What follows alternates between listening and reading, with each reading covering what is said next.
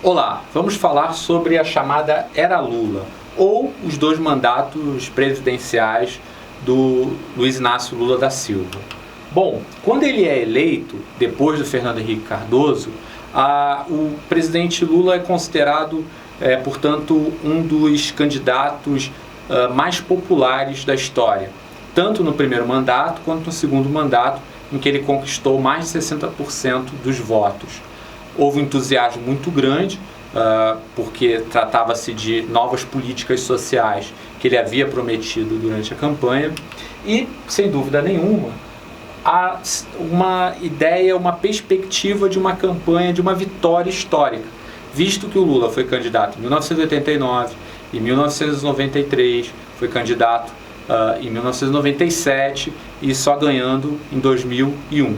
Ele era, portanto, o principal nome da oposição, principalmente porque Leonel Brizola ele já tinha perdido espaço, espectro político por conta dessa ascensão do Lula, e ele se tornava, portanto, o maior líder da esquerda, talvez um dos maiores líderes da esquerda na década de 90, na década de 2000 do mundo. Bom, quando o Lula assume, uma das primeiras medidas é fazer com que houvesse políticas de transferência de renda. Duas delas se tornam famosas.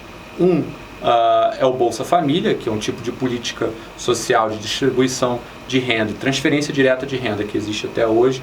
E também o Lula ele acaba promovendo uma campanha chamada Fome Zero, que depois é unificado pelo Bolsa Família, mas era a primeira vez que um presidente da República ele passava a ter preocupações diretas, sistemáticas com a questão da transferência de renda. Isso já havia no governo Fernando Henrique Cardoso, mas não foi uma marca do Fernando Henrique Cardoso, tornando-se apenas uma marca para o governo Lula. Então, em 2002, quando ele assume, você tem uma política de transferência de renda de 2,5 bilhões e ela se torna, em 2013, 21,7 bilhões. Não só por conta do Bolsa Família, mas também outras políticas de distribuição de renda. Bom, em relação às políticas internacionais, o governo Lula, a era Lula, é conhecida como uma multiplicidade de atores internacionais que acabam fazendo novas negociações, novos acordos com o Lula.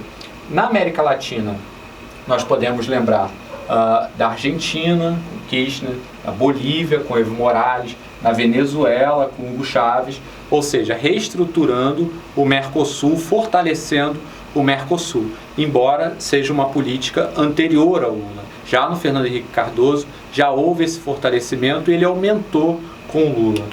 Também nós podemos lembrar que o Brasil começou a participar dos chamados BRICS, ou seja, são novos agentes políticos ao redor do mundo, então, portanto, não apenas a América Latina, mas também a África do Sul, Brasil, Índia, Rússia, China, ou seja, países em desenvolvimento que poderiam criar novos acordos, múltiplos acordos com o Brasil.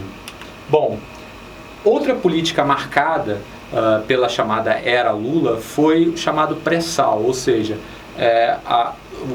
fazer com que a Petrobras fosse única e exclusivamente a companhia estatal que pudesse explorar petróleo em profundidade.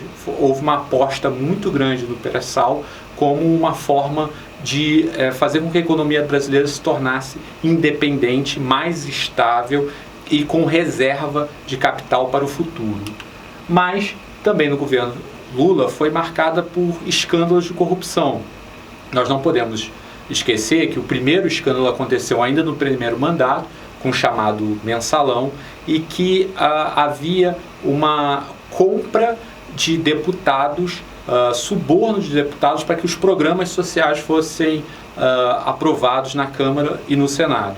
Isso voltou a acontecer no segundo governo Lula, com o chamado Petrolão, em que também, pelos mesmos motivos, compra de votos de deputados, eles pudessem sempre votar a favor dos programas do Lula, além de ter acontecido algo que era até então relativamente novo para a imprensa, embora a imprensa já noticiasse isso desde a década de 80, na era Lula, e isso ficou mais claro a partir da Lava Jato, ou seja, o financiamento de campanha, ou seja, grandes obras públicas, uma parte desse dinheiro era desviado para que essas empresas pudessem financiar campanhas, e essas obras acabavam gerando verdadeiros cheques sem fundo, ou seja, o governo fazia a obra, as empresas superfaturavam e esse dinheiro acabava indo para as campanhas eleitorais.